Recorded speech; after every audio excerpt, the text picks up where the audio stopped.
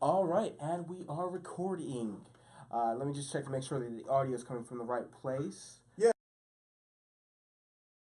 From the right place. No, no, no. Now the audio is coming from the correct place. If the Wonderful. thing dies, then it's just gonna go from there. But so if there's a change in the audio, that's what happened there. Okay. So anyway, Black Panther Black Panther. just came out, and Wakanda Forever. Wakanda forever. Okay, so I'm Professor J. Stop it. Super Steph is a bird. It's a plane. It's me. All right, so I'm the host of CCM 101. I am the host of Hashtag Gospel with Super Steph and the squad. And this is our spoiler, Black Panther. Okay, let me close the office door because Tawana hasn't seen it yet. Keeping that part. Oh man. See. Okay. So. Yeah, she might hear us because we will talk loud, and she's going to hear We're doing a everything. spoiler review of Black Panther, so our doors are closed. Of course, Lady Ty, not Tawana, Lady Ty, low battery. You know, I can actually bring out a charger for this. Yeah, that'd be great. Okay. All right, so Black Panther, though, we have so much to discuss. We have so much to say. We have so much to just, it was magnificent. It was truly, truly a work of art. I mean, the directing, the casting, Andy Serkis was hilarious. Oh my gosh. I loved, I've always loved him behind the motion capture, Yeah. but to actually get him to play an actor. Yes. Oh my yes, goodness. Yes. It was amazing to see him. I mean, when I first saw him in Civil War, I thought he was great, but I mean, that was the tip of the iceberg. I didn't know he had all that in him. Like, I mean, honestly, I'm not trying to throw give him any gas or anything like that, gas him up too much. But he kind of reminded me of the Joker a little bit, just in just how Which Joker? free, You gotta be specific about that. probably Jack Nicholson's, Ah, okay. I can with see how it. free he was in the movie. Like I heard a lot of people say that Andy Serkis was having fun in this movie. They were not lying. He was having fun. My favorite part, what is love? Baby, don't hurt me. He's in interrogation room. Yeah. How random is that? You know, so I loved it. And then so another thing is so we're gonna talk about these characters first, just Yeah. the ones who get the least amount of screen time. Okay, gotcha. So Martin Freeman. Martin Freeman. I loved how he was just like shepherds, just like he just like completely is in Clueless. the dark, Clueless. and then it's just like but it's just like I like the fact that it's like it's not clueless in the sense of I don't want to know. It's just he's really ignorant. He just knows the world that he was taught. Mm-hmm. So I love Martin Freeman in that. Martin Freeman's great in anything. I heard somebody in a review say that they didn't like the way he was treated sometimes. Like they thought it was like not cool the way you're treating the white guy. I'm sorry. He is a federal agent who was messing around in Wakandan business where he didn't have he had no stake in that, and he had no clue how anything. He honestly had no clue how anything worked, whether we're talking about technology or culture. He just, and it's not because he didn't want to know. It's because he just didn't know, and they treated him like he didn't know things. So- and it's perfectly okay for white people not to know things I sometimes. know. So it's like, don't be so concerned about the way they treated him as much as maybe be concerned about him actually showing respect for their customs, their culture, their way of doing things. And I also love the fact that it's just like when it finally came down to it, he stayed in that chair. He stayed in that chair. He stayed in the chair, and of course, you guys who haven't seen the movie, I don't know where you guys are watching this, but there's a scene, there's this part in hit for his character where he is defending Wakanda, a country he has no stakes in. He could just leave and he'd be fine. But they saved his life, so. Yeah. So, but he stood in the chair. He said. He has there's this part he's in the chair, he's controlling this thing remotely, but there's a gun plane right in front And of the him. integrity of the glass is going down and down. So and it's down. about 50%. Yeah. So that means that he only has a little bit of time left before those guns shoot through, and he finished the mission Yeah. before he got out the chair. Yeah. Salute to him. All right. He gets his black card today.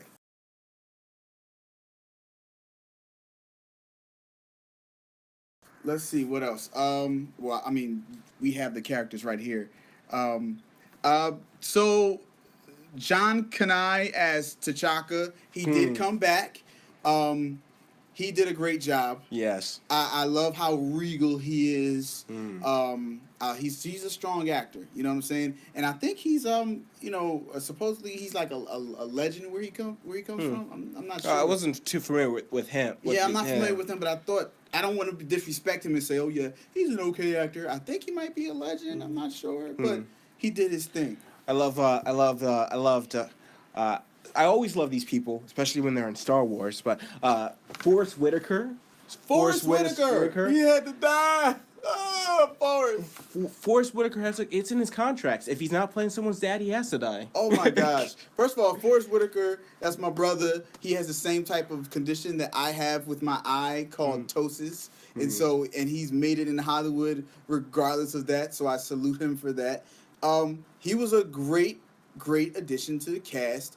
I love the story arc. I had no idea though that in the beginning that kid was playing Forrest Whitaker. I thought, yeah, that was okay. Forrest Whitaker, you not that young, Forrest Whitaker.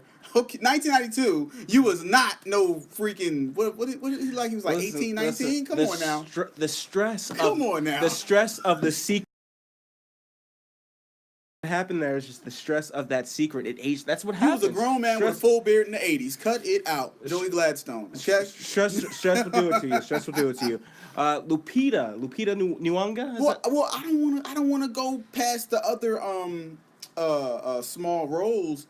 Sterling K. Brown from This Is Us. Sterling K. Brown. This guy right here. He played. He played that well too. He played the father of Killmonger. Yes. The brother of Eric's T'Chaka. dad. Yeah. The uncle of King T'Challa, the Black Panther. Those aren't separate characters. Those are just all the things he was. Yes. He was amazing. He was excellent.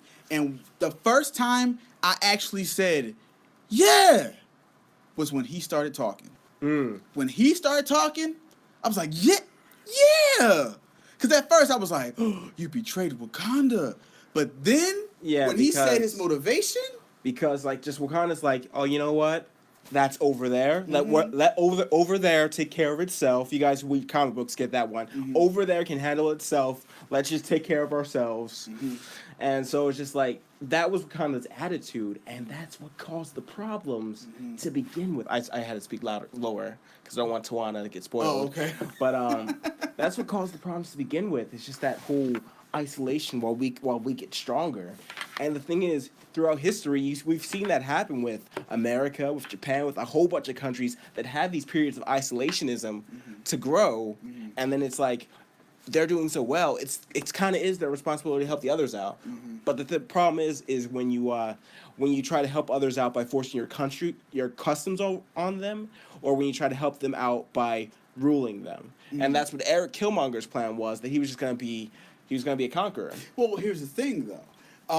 His dad, played by Sterling K. Brown, N'Jobu, he gets killed by his own brother, King T'Chaka, for being, number one, a traitor to Wakanda, and number two, trying to kill Forrest Whitaker's character, the younger version of Forrest Whitaker's character, because the Forrest Whitaker's character actually turned out to be a spy who kind of led N'Jobu, Sterling K. Brown's character, on and reported back to King T'Chaka what was going on. And so he got N'Jobu in trouble, and N'Jobu was about to pull that strap on him, and King T'Chaka got up in there, killed him and everything like that. But before he did, N'Jobu, Sterling K. Brown, said some things that really resonated with me, because he said, I'm from Wakanda, and I come here and I live in America, and I see our people.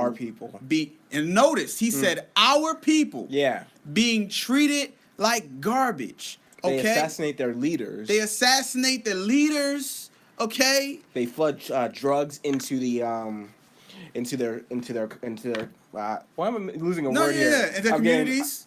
In their communities. It's just like he had such a great speech before he got killed, man. And he was like, this is why I wanted to help him. I wanted to help them. I wanted to help our people. And we need to be using our resources to help our people around the globe. And the thing is, you have a son who grows up listening to that. and you kill his father and leave him there. Mm. So you have a son. You have the son who, of course, is going to listen to his father, who isn't wrong. Isn't wrong. But now that is tainted by revenge. And see, that's what I like about the story in this is that everyone's character motivations make sense. I'm glad that they also what was the blue tribe?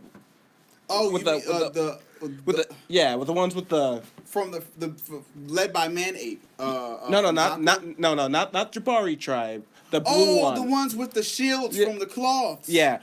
Even his character motivation, it was subtle. Daniel Kaluuya. Yeah, because they had said Wakabi is who he played. Yeah, because they had said From Claw, Get Out. Yeah, they had said that Claw killed his parents. Yes. And so even that shows his motivation and why he would side with Killmonger, who brings him back the body of the Claw, where his best friend T'Challa is like, I will bring it back. I promise. He comes back. He slipped through our hands. I'm sorry. I'm so sorry. Look, but Killmonger, I mean, I can go to Killmonger now. I was with Killmonger before I saw the movie. I was with Killmonger from the moment he opened his mouth. And the more the movie went on, I was like, that first part when he was like, salute Killmonger. He was like, oh, tell me about this one. Tell me about this one. He was like, tell me about this one. He's like, nah. This is from Wakanda. From what? He's like, don't worry, I'll take it from you. He's like, what do you mean you're gonna take this from me? That's stealing. He's like, how do you think your answer is to this guy? That was the best. That was the best. Gee, I love how Michael B. Jordan played this character.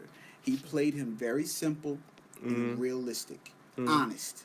And I saw a review, white lady, who said he was great, but at the same time, he disturbed me because I thought he was very irresponsible the way he played him, because he played him in a way where you almost thought that Michael B. Jordan himself agreed with Killmonger, and he played him with no repercussions. He played him with no type of inhibitions, like almost like, yeah, this is right.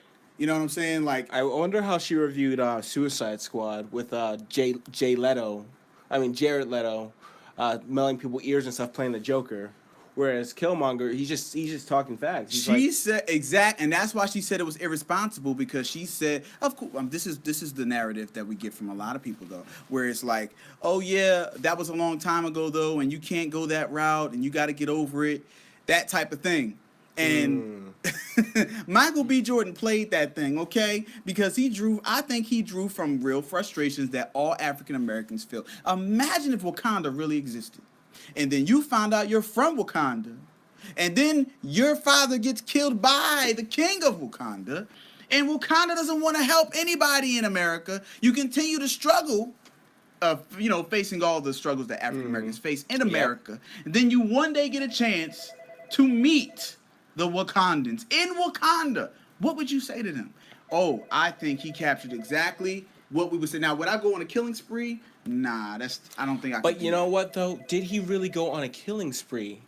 He killed everybody. No. He killed everybody. Let's look at who he killed. He killed the guards. He killed the people who were in his way.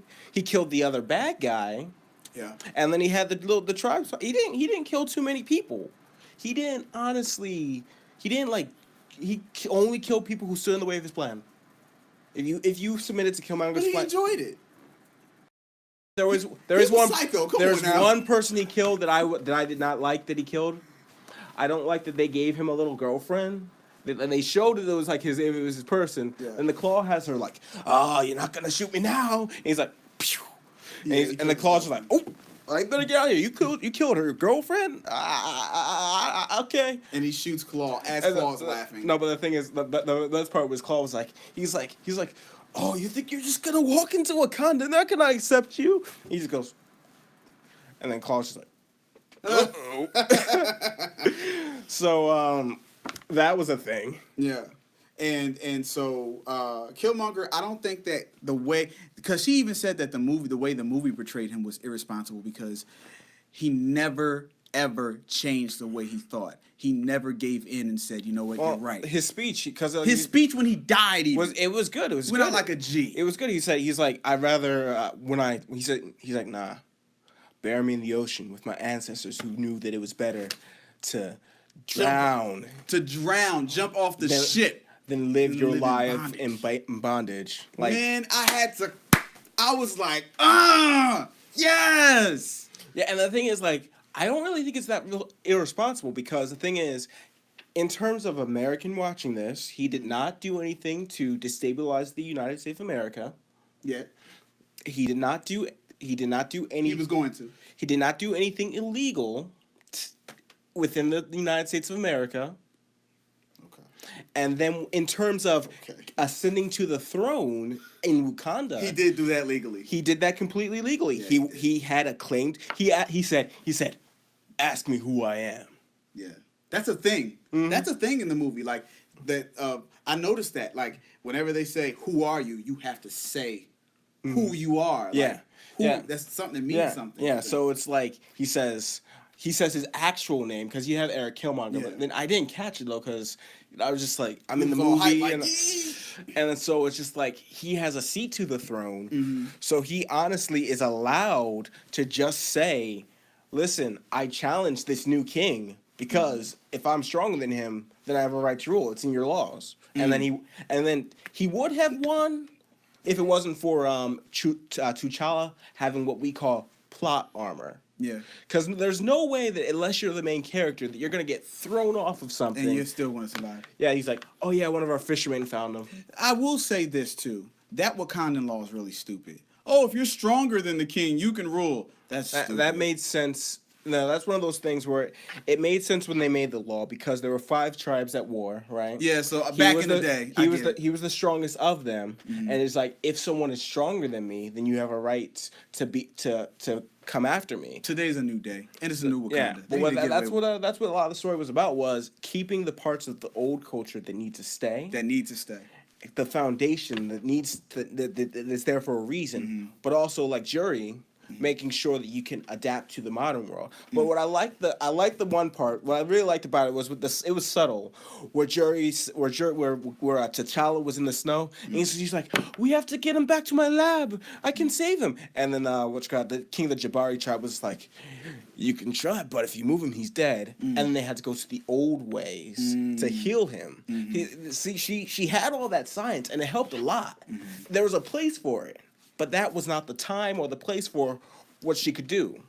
Because there was and I love that they never discredited her science. They didn't make her the bad guy for wanting to be advanced. They didn't make her a villain for saying, you know what, this is that just because something. I liked her line. Just because something works doesn't mean it can't be improved on. That sounds like you. But the thing is, it's like. Her mindset of it wasn't. She's like she wasn't disrespectful except for that one line about the corset, and she had me going with there where she just raises her hand. She's just like, and everyone thinks she's gonna challenge her brother. Yeah. And that would have been the part where I've been like, nah, I'm mad at this movie. Why she had to be the bad guy? She says, "Can we just rush it along? This corset's tight." Now, are you familiar with Black Panther enough to know that she will will become the Black Panther? So they gave a lot of Easter eggs during this movie with her. Even when it was thought that T'Challa was dead, and then it turns out they find out he's alive. She pulls out the necklace. Why was she holding on to the necklace? Maybe she was thinking about, okay, I'm going to put on the suit. It's a bunch of Easter eggs in here. Because the thing is, she didn't grab 2 necklaces. She just left that other one there for Killmonger to pick up.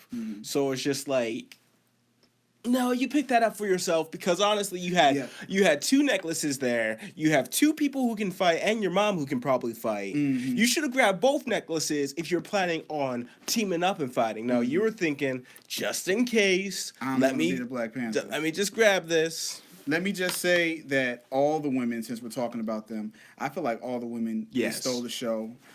Shuri, who we're talking about now, Letitia Wright, she was hilarious as a younger sister. She reminded me of my younger sister. Yeah, she honestly did. I watched it with my girlfriend, her mother, and her brother, and my girlfriend said, "That's Lauren Ashley right there." And I'm like, "Yeah, that's Lauren Ashley." Right I love her. She's smarter than Tony Stark, which is crazy. Yes. And her swag is impeccable. I really hope that they don't cut corners and make her Ironheart. You know who Ironheart is, right? Yes. No. Yeah. So No, yeah, y'all Don't do that. So they're not gonna do that. You guys who don't know, in the comics, Riri Williams takes on the mantle of Iron Man, but changes to Ironheart because she's a woman. So Iron Man would be weird. But yeah, she's actually has more potential than Tony Stark because she's a child prodigy from MIT, I believe. Yeah.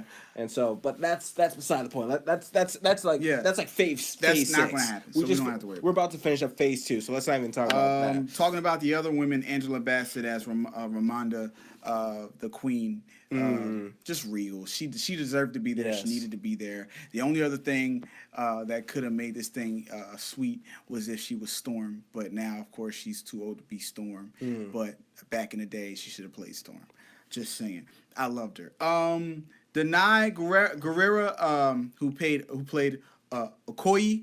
Okoye, I'm sorry, Okoye. Oh yes, Can I get this ridiculous thing off? Yo, that scene was so empowering. Okay, Yes. that she did not want to wear that wig. I've been trying to say that to black women for I don't know how long. Like, listen, you keep acting like you need the wig. You do not need the wig. If you want it, it's okay, but you Right. do not need it. Like, stop acting like that. I don't care if your hair is 3C, 4B, or whatever. Your hair texture is beautiful. It's beautiful. Just find the products for it. Work and with do what it. you got. Work with what you got because you're beautiful. I'd rather you not have a wig on and be like bald, like Okoye, than to have a wig on trying to look cute and it's not you. Yeah, and then if you do want to straighten your hair or wear wigs, that's you. But I'm just saying you are liberated to make. You're the liberated. choice. Do what I'm saying is do it because you want to do it, not because you have to. That's all I'm saying. I'm not trying to be deep. Lupita and Young. Oh, let me not. And move don't off change your hair for a boy. Just don't do it. And let me not move off of her so fast because she was a beast in this movie. Beast. When the rhino ran up to her and just Licked her face. she's like, Oh, and then her I don't know if it was her lover or her husband because they weren't. they keep saying my love. Yeah, Yeah, keep calling each other my love. Yeah, so it's just like he's just like, would you really kill me? And she's like, for Wakanda? I love it. Man, I would love to have her on my side any day. I heard some people say that she's probably the best fighter in the MCU. Yes. They let her make it over to Infinity War, and I Yeah. think it's because she's a strong character. Yes. She's in the trailers for Infinity War. Can't wait to see her again. She was amazing. And her attitude towards being loyal to the throne, I don't know. I feel as though that if you are part of the royal guard, Yeah. you have to have that attitude. No Lancelots. You can't just say I'm loyal to the guard, but you have to be 100% faithful or loyal, or I do not want you in my royal guard. Oh, I'll give you that. If I'll give you that. I'll if give it to someone overthrows my son, you are still loyal to the to Wakanda. That's not the person sitting in the chair. That's his plan for Wakanda. And if you see it if he steps too out of line, then it's like, okay. But And to be honest, I don't want to get off the women, but I'm going to say this little point and get back to the women. Her love, Wakabi, played by Daniel Kaluuya from Get Out. I think his character was justified in being, an integral part of Killmonger becoming king. Yeah. And being loyal to him. Because, he put his heart out to T'Challa. He said, go, and either you kill that man, Claw, or you bring him back to me. So we can kill that boy. And, yeah, because again, they said it early on in the movie, and some of you might have missed it, but Claw was responsible for the death of his parents. Yeah. And listen, some people dress up as bats and just taking their problems out on other people, and then other people say, you know what? I know who did it. I know where my rage goes. All my rage is right there. And there you go. Lupita Nyong'o. This is the only reason why, even though I'm happy that X-Men are now acquired by Marvel Studios, I'm kind of not, is because the fact that Lupita Nyong'o rocks as her character, Nakai. And I love her in Star Wars as well. Nakai. Just gotta keep pointing Is it that out. Nakai? I gotta say it right. Nakai? Lupita, all right? Lupita. I thought it was Nakia. Nakia. Yeah. I'm so sorry. Yeah, Nakia. Nakia. She plays Nakia, double agent, secret agent. killing. From I the loved moment she how on in the screen. beginning of the movie she was liberating slaves from Nigerian soldiers. Yeah. Which is actually a very real problem that we have going on. That there is still child slavery and child militia. Even like when she saved that one kid, she's like, "Not him. He's just a boy. He was stolen like us." And so it's just like they kept, even though they have a fictional country, they kept it all grounded and Yeah. believable. Yeah. Which is really hard to do given the nature of the fictional country. I'll give you that. I loved her. I think she was a great, a great 1-2 combination with T'Challa. I think they played great off of each other. You felt their chemistry immediately. I mean, and the funny thing is, T'Challa, and we're getting to him, like, in Civil War, he was all business. He gets to this movie, now you start to see the human side of him. You start to see him joke around. You start to see him when he sees, cry, laugh, and when he sees Nakia, he says, "Hi." Oh yeah, well, I love the part where his sister was like, "Do you really think it's a good plan to take your ex to a mission?" Yeah. And he's like, "Don't worry about it. I got this." Like, you know what I'm saying? But like, from the moment he sees Lupita, I love the part where in the trailers they kept on showing us, "I never freeze." I never freeze. And then like you watch it and he's like, he throws. He froze. Like, what did he say? Like a what? I forgot what she like said. a deer or something, or an antelope or something in the headlights. And when in the trailer you think she's saying don't freeze when you see danger. She's saying don't freeze when you see your ex. And he froze like you wouldn't even believe. He was like, hi. I loved it. I love Lupita, though, because she represents progression. She represents, like, yes, these are the traditions, but if the traditions aren't for what's best for Wakanda, we need to change it, okay? We don't need to be loyal to traditions to the detriment of Wakanda. You know what I'm saying? Like, it doesn't make sense, you know? And I think that's why she was also a great person for T'Challa to be with. I think she'd make a great queen. I hope she does become queen. I really hope that when we see the MCU take on the X-Men, that we have Storm, but we don't have to sacrifice Lupita. Yeah, no, you better not. Like, I don't care. We will have a problem. I don't care how many movies she has to be in. Yeah. Just have her have a little cameo like she did in the last Star Wars film, which, by the way, Star Wars was great. Yeah. It has Andy Serkis in it, who was in this film. Yeah. It had one of the movies had Forrest Whitaker in it. One of them has Lupita, so watch them. But do not downsize Lupita. I will slap y'all. Don't you downsize Lupita, okay? Because I'm telling you now, we're going to have a problem if y'all downsize Lupita. But getting now to, we already talked about Michael B. Jordan. I think last but not least, T'Challa. I think everybody. Yeah, else we is fine, covered. right? We covered. Let's see here. Mom, sis, wife, warrior. We said we friend. did like M'Baku. We like him. Oh no, we didn't really talk about M'Baku. He was hilarious. Yeah, there's oh my goodness, like when they're doing the whole Marvel sort of thing, like, yeah, I will stand with you, and I will stand with you. He's just saying that. Are you guys done yet? I mean, are you done? Oh, but my favorite thing is when he tells what's the agent's name? Man, hold on one second. Everett Ross. Yeah, when he tells Everett Ross, no words from you, or I'll feed you to my children. I kid. We're vegetarians. But actually, geographically that makes sense because they're on a mountain. Not much meat on a mountain. Vegetarians makes sense. Yeah, so I loved him. I think he was hilarious. I think he's also in the Infinity War trailer. Yes. So and now he deserves to be. He's a great character. And next time I see it, I have to go and see who is in the actual meeting room where all the tribes are meeting because I saw he was there, but I'm wondering because I didn't see if I don't know what their name is. I'm just gonna call them Blue Tribe. If the leader of the Blue Tribe, he was there. Okay, so he was there. in the trailer too. Okay, so but I mean he was in the room though. He's still part of the council. I don't know about the council part. See, but when they was about to go to war, he was up there. Yeah, but I'm trying to see because T'Challa's honestly very forgiving. He is very. And I'm trying to maybe too much, because when he said, "Maybe we can heal you." Now, yes, it was great. Yeah. I was mad when they killed him. I did not want Killmonger to die, but at the same time, it's like, be careful now. Like, heal him, but be careful the way you heal him. Mm-hmm. You know what I'm saying? Yep, like just if they did heal him, like he was gonna keep fighting them. He Yeah. was gonna keep trying because like he knows who he is. But you know what? Maybe not. Hmm? We're on T'Challa. T'Challa, he's a torn individual when we first get to this place. Mm-hmm. He said he's not ready to be king. He's not sure what to do. And then he finds his way. And guess who helps him find his way? Killmonger. Yeah, that's the great thing of a good villain.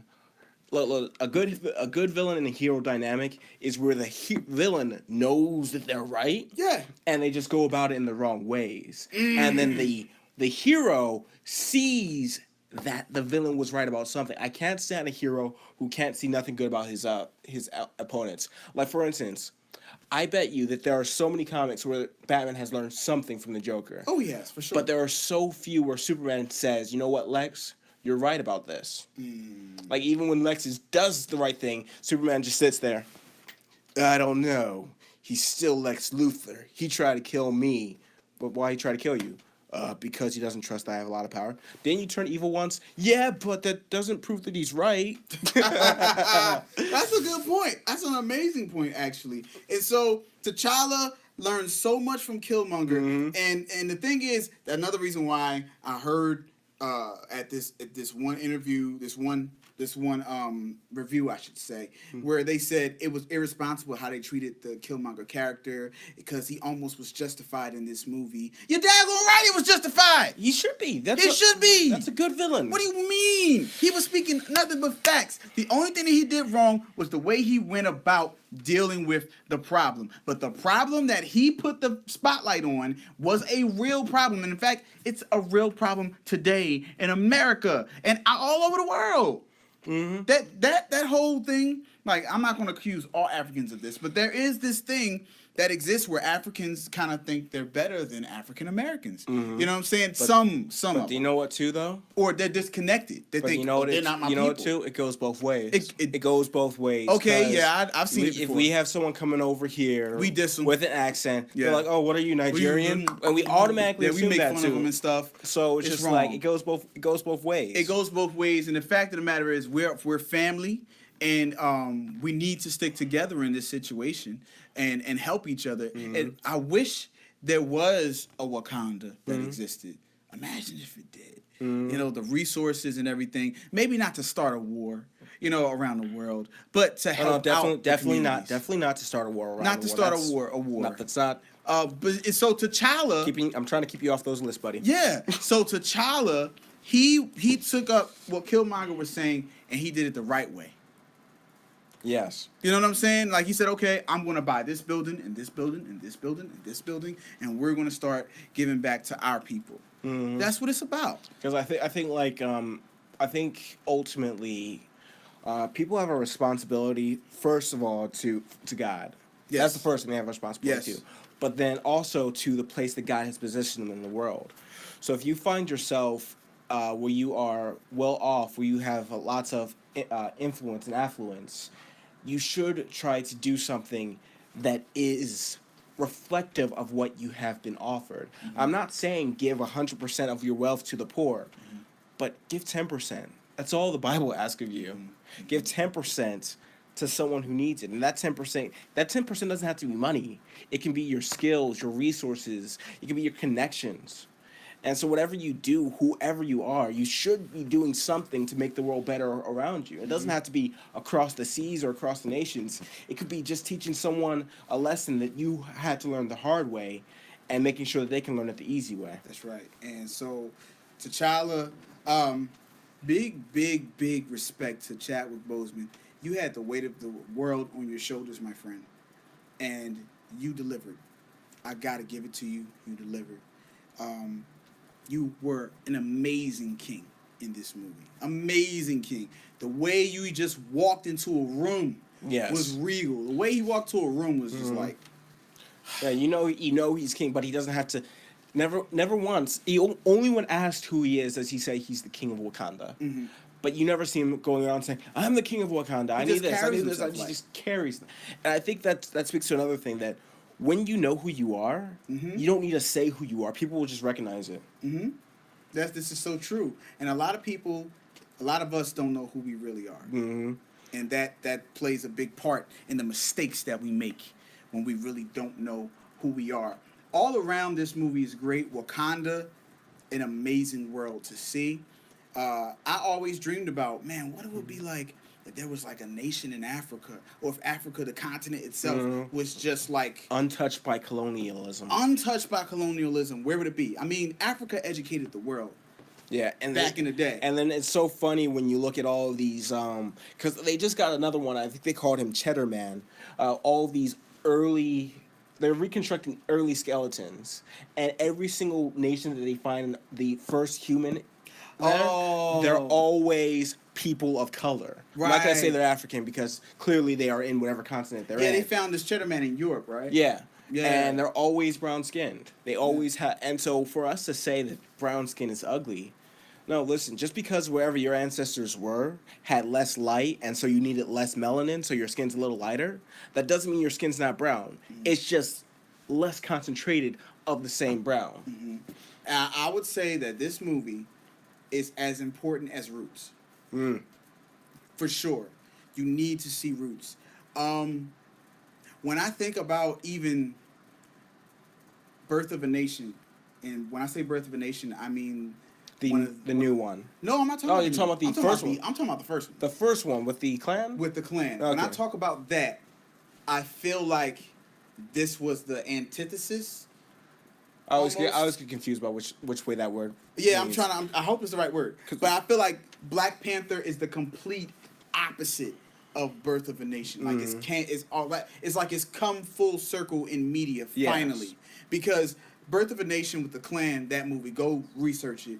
It really starts to set the tone for how African Americans are seen in media. Yes. And so when you get this movie, Black Panther, and the way we are portrayed, it is like a complete 180. Now, this thing started to turn around a while ago, but I think with Black Panther, it finally did a complete Yes. 180. We have arrived. Yeah, and I Black Panther. like the fact that the director was smart about how he didn't make it too hand-fisted where Not he's at all. beating people over the head with it. Not at and all. also, all of the non-people of color characters were great characters. Great characters. The villain was the what you call it, Claw was. I didn't want him to die. He was. I want him back. Okay, first of all, he was smart. You remember the part where he says, "Oh, I let him run because it makes us look like amateurs." Yeah, yeah, So yeah. that way, when the people are trying to figure out who it is, Yeah. that was smart. Yeah. He's funny. He's charismatic. He's hilarious. charismatic. I loved him. And then of course the sidekick Yeah, guy, the Everett agent. Ross. Yeah, he played by Martin Freeman brilliantly, and I loved his. He has a better American accent than Benedict Cumberbatch, in my opinion. American accent than some Americans. Yeah, and so he did a brilliant job of being this character who wasn't just the sidekick, like because Not at all. they could have played him off as just like this dopey guy who doesn't know what's going on, but he was smart, he was intelligent, and it's like we showed ourselves as Black people to be smart and intelligent and skilled and have culture and so much stuff going on without demeaning anyone else. It's not about that. Yeah, and then we went to Korea too in the movie. Yeah, we and did. they were there, and then they were not. There was no demeaning. She carried a conversation with her in Korean, not saying, "Oh, do you speak English?" or anything like that. Just had a conversation with them, went into their place, and it was just like it was done in a way that was respectful to all cultures. It's refreshing. And then for a lot of people who are watching this movie, there are so many things you can learn when you just look at it just from the perspective of that whole. Here's what you have. Here's who need it. How much of it are you willing to share? And it's just like that to me was powerful because if you replace Wakanda with the United States, it still works. It still works. It still works. And I think that when you create a film, even if you have it richly based off of a singular culture, it should still be able to speak to anyone who doesn't really get it. Because there were a lot of things that, you're only gonna get if you know Black people or around Black people, like the little faces, like the part where he said, he's like, "Hey, auntie." Yeah, like, that, what up, auntie? Like, that gotta. that's why if you don't understand Killmonger and you're like, oh no, I don't get why Michael B. Jordan played him like that. Mm-hmm. He played him so authentic to Mm-hmm. like an American guy Yes. who's maybe been in the street a and little then bit. also, I love the fact that when the agent was going over Killmonger's record, he's like, yeah, he graduated top of his class. He was the best in his thing. He was racking up kills like this. He started calling like, no, he wasn't just. He wasn't like. I hate when the villains have to be, like just not A intelligent. thug, just Yes, yeah. unintelligent thug with the pants sagging. Or greedy. Like I really don't like. That's like I hate when a villain has to be.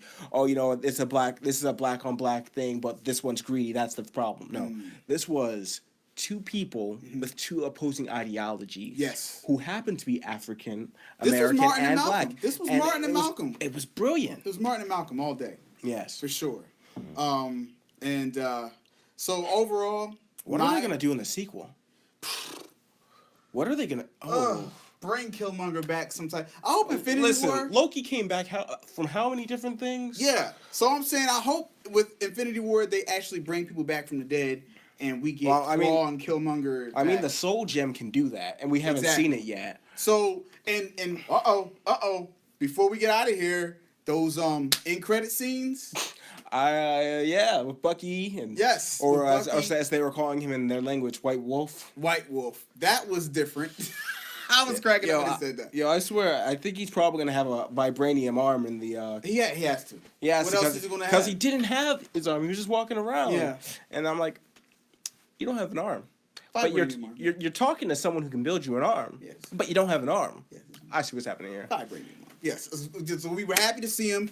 I'm glad it was an extra scene at the end of the movie and not like during the movie because it might have been a little too much. Yeah. It might have took a little bit of attention away, and because then people would have been like, "Where Bucky at during the battle? Where Bucky?" Yeah. Now that's the post credit scene. Yeah, post Yeah, credit scene. yeah. But let's talk about that mid credit scene, where he's just like, where the French reporter says, "Well, what does a nation of thrillers have to offer the rest of the world?" Yeah. And he just says, and I love the fact that they didn't make him explain, because like we've been saying, when you know who you are, you don't have to explain who you are. Exactly. But here's my thing, and I know we gotta go. I don't know how I feel about T'Challa actually going to the United Nations and talking to everybody. I don't know how I feel about that. Well, I can see listen. him first just, coming and trying to uplift his people first. But like to actually give it to people who don't value Listen. his people. Listen, at the end of the day, he gets to control the projects that he takes that he does. We shall see. His projects are gonna be his. Oh, you know that We shall see. There's the sequel right there. There's the sequel right there. You know? But like, yeah. So listen. His people are all over the world. Okay. Yeah. Okay. And so it's just like the world can be helped by him. And I think that after Infinity War, parts 1 and 2, the world's gonna need a lot of help. Speaking of Infinity War, I have no clue. Ant-Man, when's that gonna take place? Does that take place after Infinity War? Yeah, it does. So it takes place after. Yeah, and it looks like it's too light to take place after it, but it takes place after it. Like where did they just move to, like New Jersey or something? Did the war only affect New York? Because the trailer, of course, was part of the Black Panther movie for Ant-Man and the Wasp. Yeah, it happens. It's all back to back. So February, Black Panther, May, Infinity War, and then July, I believe, is Ant-Man and the Wasp. Yep. So amazing. And Cool. of course, Seth said you're done with Deadpool, so we're not gonna. Yeah, I'm not gonna watch Deadpool anymore because I'm trying to stay consecrated, so I'm not watching certain things. Yeah. in Plus, Deadpool. you're a praise and worship leader. At your I'm a church. praise and worship leader at my church. One of the praise and worship leaders. We not got the praise and worship. to the discussion on hashtag gospel we're gonna Yeah. have about movies and what you can watch and what you can't watch. Yeah, and it's funny because I made that decision to stop watching like rated R movies right before I got the call that they was going to start having me lead praise and worship. And I was like, God, that's why you told me to do that. You were preparing me to, actually go forth, because when you're leading people in worship, it's all, so you got to be ready. Yeah, because I think there's also a responsibility there, because like you know what you can take, you know what you can handle. Yes. But the thing is, you have influence over others now. This is you true. You have something that you must do for other people. So it's like, no, it's not just about what you can do. It's about how it would look for others who are looking up to you and seeing you, because you are singing and you're ministering to so many people who see you and are able to watch you more than you're able to look back at them, but you're able to give them something. And I always love when a praise and worship leader knows that they have to consecrate themselves. Yes, and two things. Number one, I was watching an interview with Donnie McClurkin. He was talking to Dorinda Clark Cole, and he said that Pastor Marvin Winans told him that the higher your talent takes you, you have to make sure your level of consecration matches that. That's number one. And number two, understand this. A lot of things aren't a sin. The Bible even says all things are lawful but not expedient. Like, so a lot of things aren't a sin, but it might be a weight. Yeah. That's keeping you from really, really letting God maximize the potential of who he wants you to be. And if it's a weight, you got to lay aside every weight. You know what I'm saying? For me, watching rated R movies, it's a weight for me. So I had to stop. And even listening to a lot of secular music, it was a weight for me because I love music so much. And it was a weight because I would start listening to secular music and nothing but secular music, and it would just be like, and I have almost perfect pitch, so I have songs literally memorized. I could tell you the key it's in. I could sing it to you in the right key. So I would have secular music programmed into my brain. Yeah. And since I'm ministering, I had to get away from that. You know what I'm saying? Like, you know, and I just am, because I just want to be closer to God, and I just want God to do what he's going to do in my life. I'm getting older, now I get no younger, and I want God to do what he's going to do. Stop playing games. So I had to lay aside every weight. So I encourage everybody who's watching, lay aside every weight. I'm not even trying to preach. I know how we got on this. Hey. Hey, when God's in it, he shows up. Yeah, That's and so what I'm saying. and I'm so glad that I'm into comic books and comic book movies, because that's a great alternative to a lot of this crazy content in the media that we have. Yeah. It's family friendly and it's fun and it's for adults too. And really, everyone who's like just sitting here wondering why there's like 17 or 18, 30 superhero movies, it's because we live in an age where we want that escapism. We want the ability to say, you know what, the world we live in has a whole bunch of terrible, horrible things going on. So let's imagine a world without those things, but still talk about them through allegory. That's what all that fantasy is about. It's about talking about the things that are too tough to look in the face and look at them in a different way. So you can say, you know what, here is the problem, without really looking at it too deeply. You know what I mean? I feel you. So like, just like anytime you watch something, watch the depths of, because anything that's popular always has roots in a reason for it being popular. I know there's a film coming out soon, Ready Player One. Okay. You saw the trailers for that, right? I think I did. Let me see. Let me ask you if you recognize these words. Battletoads. Do you remember that from the '80s video game? Teenage Mutant Ninja Turtles. Yes. Yeah. Okay. Like, it's similar to that. Okay. They're in that movie. They got okay. they got the Tron cycle in that movie. Okay. Do you ever see Akira? Yes. They have his cycle in the movie. They have a whole bunch of this 80s nostalgia in that movie. Really? The movie's actually just about these people who are in VR headsets and fighting for the VR world. What? But it's full of all this nostalgia in it. Like, the moment it got me is when I saw a Gundam. Gundam. Yeah, I know what you're talking about. I saw one of those things just fly up on screen, and I'm like, that's the first time I saw a Gundam in a movie. I'm watching it. But the thing is, it's tapping into nostalgia, because right now we live in a world where we're unsure of the future. We don't like the present, but the past is comfortable to us, and that's why you see so much nostalgia coming around. You see all of these sitcoms coming back, like, that don't make any sense for them to come back. Did you know that Roseanne's coming back? Yes, I saw. Yeah, so Roseanne's coming back. So there's Martin. There's something Martin is about to come back. Yo, I'm happy. And then they have Will and Grace came back. I never watched. They had a Rush Hour series on television. You might have missed that one. I know they had a Lethal Weapon series, but I don't know about the Rush Hour series. They had a Rush Hour series. What? Yeah, so they've just been all this nostalgia. Fuller House is great. Yes. And their names are actually the Fullers. I love that. I love it too. But yeah, so we're on a tangent here. The point is, though, that nostalgia is something that we can look back to and say, here's how the world was. We don't know where the world's going, but we're comfortable. Let's use this nostalgia to deal with the things that we are uncomfortable with. Yup. So I think Black Panther does a really great job of that as well. Like, even like the flashback to the 1990s. It was 1992, so it's the Yeah. year before I was born. Yeah. But I saw that. 92 was my year. And I'm like, I remember that. I remember I that. was Or even 7. like looking at the way the projects. I remember because my father was raised in Philly, and I was born in Philly, and our Okay. church. I didn't know that. Yeah, our church headquarters in Philly. Okay. So every year when we're going to conventions, we're going to Philly. You from Philly. But when my dad would go to Philly, he'd be like, he would drive through the streets and say, "This used to be this way. This used to be that way. This is where I did this. This is where I grew up here." Like he would tell us all these stories about Philly, and I have recollections of just watching the gentrification of it from Temple. Okay. Because I remember what all the streets looked like, because every year my dad would drive us down the same streets and say, "This used to be this. Like this Broad used to be Street and all that? And so Word. it's funny when you look at when the scenes of Black Panther where they have the flashback to 1992 and you see the crate that they're playing basketball. I remember seeing stuff like that. Oh, yeah. And then you see to the modern day, you see this basketball court. It's still not up to date one, but it's still there. a hoop now, yeah. Yeah, and I'm like, oh, I've seen the progress, and I see that he's trying to take part in that new progress. And I loved the movie concluded on T'Challa saying, "This is what I have, and this is where I will share it." Woo! Go see Black Panther. Take it from the Christian Blurds right here. Oh, we're gonna make a YouTube channel now for the Christian Blurds. for whenever we have these off tangent things. We have like so many movies coming up too. I thought of that like a couple of seconds ago. I was like, Christian Blurds, that's Yeah. the brand. Yeah. It's the first episode. Yes. So it's gonna be on. Of course, hashtag CCM101. But Word. after we get 2 more videos, I don't know what they're gonna be yet. That's a channel. Yeah, I gotta get Tell Jay. He's gonna join it. That's a channel. Yeah. And we need to do some more reviews. All right. 'cause I So like this.